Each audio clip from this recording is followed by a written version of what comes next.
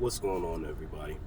I want to make this video and really talk about the concept of intention as it relates to a particular action or a particular thing that you're trying to manifest in your life.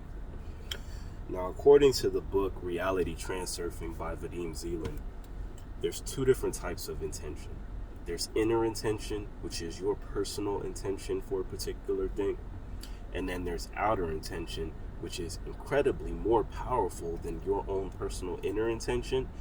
And in his book, Reality Transurfing, Vadim Zeland doesn't go as far as to consider or to make the concept of outer intention synonymous with the concept of a deity or God or the all or source or anything like that. But in his description of outer intention, we're coming very close to knocking on that door. And I think that that's absolutely critical. But I think what's even more critical is the concept of inner intention. Inner intention, even more than your desire, causes shifts in reality. Now, I think that that's absolutely important for all of us to understand, because we all have tons of desires. We all have tons of things that we want to see happen. That doesn't necessarily mean that your desires are going to be accomplished just as simply as that, right? Having a desire doesn't necessarily mean that that desire is going to be fulfilled. You have a desire because the underlying assumption is that you don't have a thing. Now, intention works a little bit differently than desire. In certain scriptures, it talks about how faith without works is dead, right? Action is the fuel that ignites that flame of faith that you have. And I go deeper on what the Bible means when it talks about faith without works being dead. You can watch that video if it's uploaded yet. I don't know if it is. I'm just grinding. So, but the fact of the matter is, when it comes to your intention, if you didn't intend for a certain thing to happen, you wouldn't act at all. So when you just have a desire and you believe that your desire is, good for you, it brings the most happiness to you, to those around you, it's easy to fall into a state of comfort about just simply having that desire and to never move beyond that towards taking inspired action towards your desire. Now, when you set your intent towards realizing your desires, they no longer become desires. Now you can sit down and you can stay in a state of living in that moment where your dream has been realized, where you're in a world where your desire has been made manifest, right?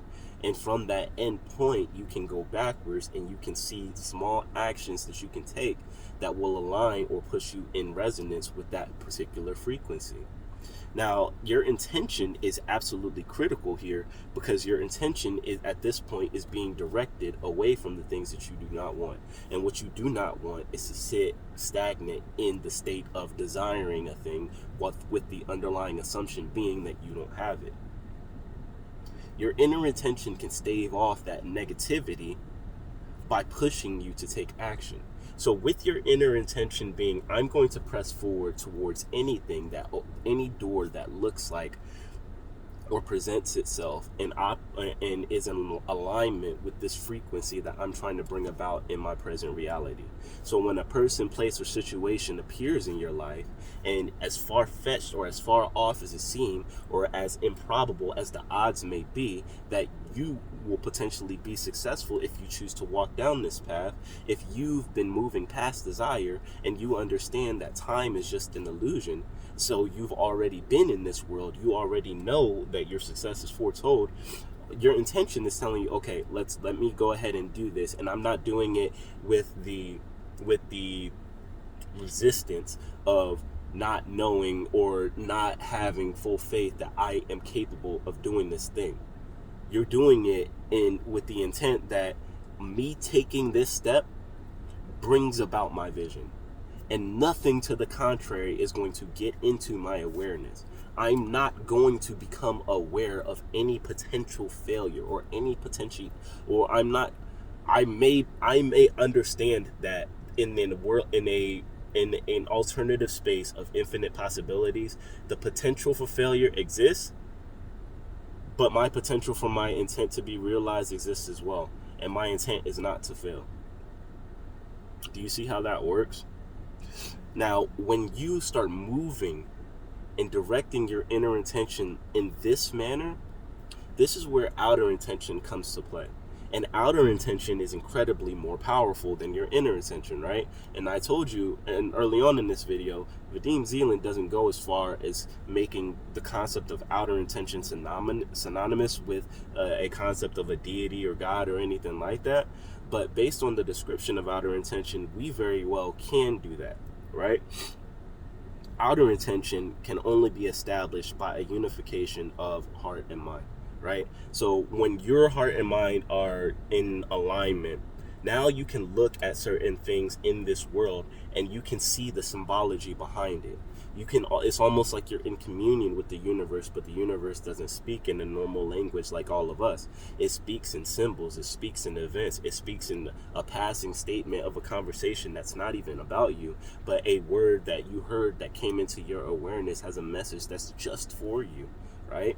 Outer intention is the thing that causes the mountain to move based on your faith. Your inner intention created that faith. Outer intention is the force by which the mountain is moved. So the mountain in this situation being that gulf between where you are in resonance and where you need to be in resonance for your mental state to outpicture your vision throughout your world, right? And outer intention helps you bridge that gulf.